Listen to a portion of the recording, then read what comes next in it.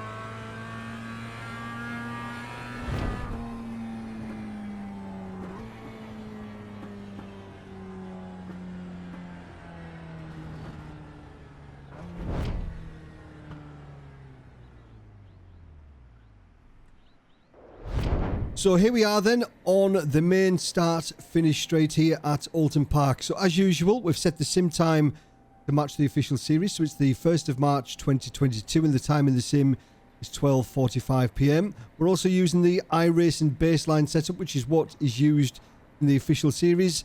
Track temperature right now, for information, is 28 degrees Celsius, exactly the same as it was in the flying lap that you've just seen. Oulton Park then.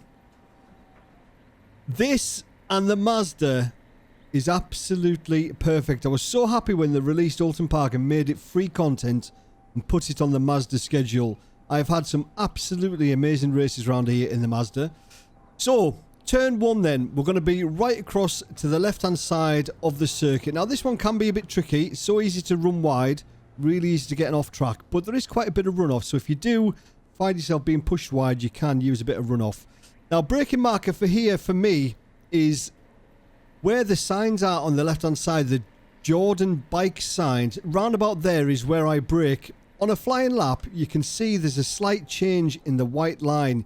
You can just see it there right ahead, just above my instrument cluster there. I don't know if I can move my mouse on the screen.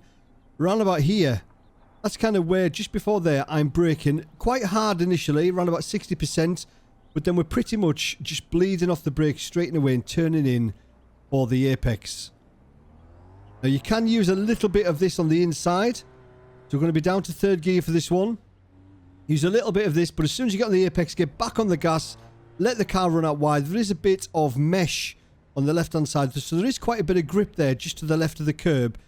But any more and you will get off track, so be careful. So then the run down the hill, round turn number 2, which isn't really much of a turn. down to turn number 3. And turn number 3 has got the worst off-track on iRacing, or the most harsh off-track on iRacing on the exit of the turn. So turn 2, want to be on the right-hand side, just as you go down this hill. Now, you can see there, if you look at the white line on the right-hand side, you can see it actually dips down a little bit. Now, you've got to be careful there that you need to just get over that crest or just on the crest before you start your braking, because you want the car to compress and start your turning. So you brake here, and then we're turning in here quite earlier than you would think, because as you can see, the track is nice and cambered on the inside. So we want a really, really nice tight line around here. You get your left wheels on this red and white curb on the left, and get on the gas really early. Now, this is where you're going to get an off-track, probably. You don't want to be going any more over to the right-hand side than there. Any more than that, and you will get an off-track. You'll see people racking them up there, lap after lap after lap. So just be very, very careful there on corner exit. Then the run up to turn number 4. Now, we're going to be in 4th gear here, and we're going to be braking just a tiny bit, just to get the front of the car loaded, just to help us turn in towards the apex. And I use the end of the curb on the right hand side there, where the cones just start just before there, just a very, very small amount of brake, maybe 10-15%, just to weight the front of the car, just to get it to turn in. And then we're going to be lifting off the throttle, turning in, clipping the bit of this curb. And I always seem to clip a little bit of this grass on the left hand side at the end of the curb, but that's fine. And then right back on the gas, 4th gear. Then the run down to the carousel, turn number 5. Now here, braking marker. Round about here is where I brake. Kind of, there's a patch on the road surface there, like a white patch. I kind of brake a little bit after that, maybe 10-15 meters. After that, we're going to be braking. We're going to be going all the way down to 1st gear. Now, there's a couple of approaches you can take to this turn. You can take a nice early apex, go up the bank around turn number 5, then cut it back. Or you can take a nice wide entry and then hold a tight line, which is generally what I tend to do. So be patient on the throttle, but as soon as you get to this point, you can see that Marshall's post there. As soon as you can see that, that's your cue. 1st gear, right back on the gas. Keep turning right, keep a bit of right hand down as we go around the turn, so you don't go off track there. Then all the way up to 3rd gear, down for the tricky little chicane, turns 7, 8, and 9. Now we're braking here. You can just see a faint piece of, well, it looks like it's going to be a bit of dust there to cover some oil. You can see it just above the instrument cluster there. So just before there, that's where I'm going to be braking. And we want to open up the first part of the chicane as much as we can. So turning quite late, and we want to be approaching it here, and we want to be just missing the tyres on the left-hand side. And we're going to be braking all the way down to 1st gear. On a flying lap, you kind of jump over the curbs there. And then braking all the way to the apex. But just before we get to the apex, we want to be getting on the gas. The earlier you can get on the gas here, the better it is. Be careful not to go too much on the grass there. You will get an off track. Then the run down the straight, down to turn number 10 and 11. Very, very tricky indeed. So you can either hold 3rd gear down here. It will bounce off the rev limiter, but only for a very, very short time. Or you can go up to 4th gear. Braking here is around about the 75 meters, so in between the 100 and the 50. And we're going to be braking in a straight line, holding it in a straight line as much as we can. I know there is temptation here to turn in probably earlier than you should do, and I'm guilty of that as much as anybody else. So then we're going to be turning, get as close to this as you possibly can. And now for the second part of this chicane here, turn number 11, we need to sacrifice a little bit. We can't get on the gas here now because we need to move the car over to the left-hand side for turn number 12. So you do have to sacrifice a little bit of corner speed through here just to get the car where you need to be. And opening up turn number 12. So you want the car over to the right hand side. We're going to short shift to 2nd. And then we're just going to modulate the throttle. Just lift if needs be. You can cut this a little bit on the inside. And then back on the gas. The car will run out wide. You can use a little bit of this on exit. Not too much, but it's fine. And then the run all the way up the hill. Keep the car on the left hand side as much as you possibly can, but for here just move it into the center of the circuit and then turn it, kissing this curb on the left for this double right-hander turn number 15. Now there's not really much here to use as a braking marker. You're just gonna have to get a feel for how the car behaves at this point. So we're going to be up to 4th gear, but we're going to be going down to 3rd gear for these 2 turns. Now, I prefer a much smoother entry into turn number 15. Nice and smooth. Get the car settled. Nice early turning. Kiss this curb on the right-hand side if you can. Gives the car a little bit of rotation. Go off the gas and then back on the gas for the 2nd apex. And if you get it right, you can kiss that apex. The car will run out wide onto this curb. But then we're flat out. Then down to turn number 16. Really, really tricky turn. But again, a really important turn when you're racing and trying to set up an overtake. Now here you can see again there are some lighter marks on the road surface there. You can just see them. On a flying lap they are more apparent. That's what we're going to be using as our braking markers. You can just see it just above the instrument cluster there. So we're going to be braking there in a straight line all the way down into 1st gear. You'll be in 2nd gear then 1st. Going down to 1st gear will help the car rotate.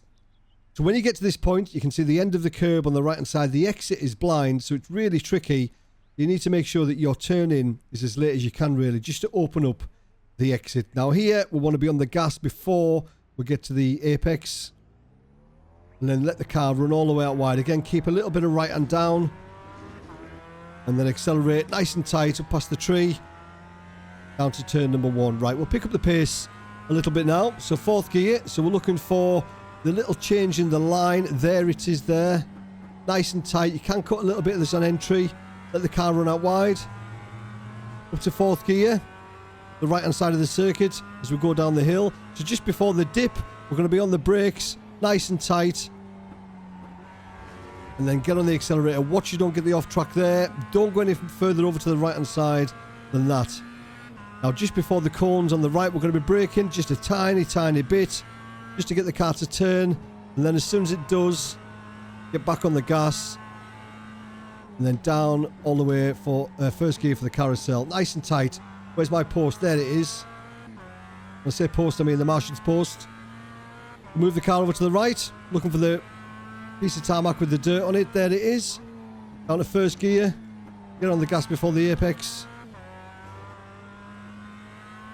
And all the way up to 4th gear down here. If you wish, or you can hold 3rd. I'll hold 3rd here just so you can hear it. Just bounces off a little bit. There we go. And sacrifice a little bit of speed around this left. Just to get the car over to the left-hand side. Short shift to 2nd. Little lift. Just modulate the throttle. And get back on the gas. Keep the car over to the left-hand side as we go around turn number 13, 14. And then here, get the car nice and settled. Turn in nice and early. A little bit of that curb. That's it. And then we're on the gas. Hold it wide. And looking for the change in the colour on the road surface. You can just see it. There it is. Down to 1st gear. A little bit of extra rotation when you go down to 1st. Right, we'll pick up the pace for one more lap.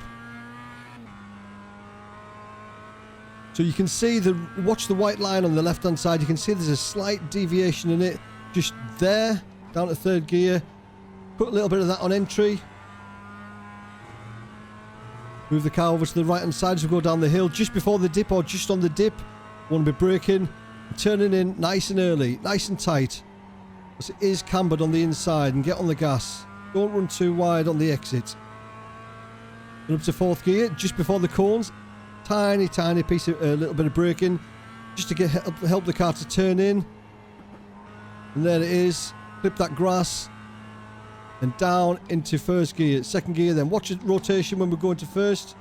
There's the marshal's post there. So get back on the gas.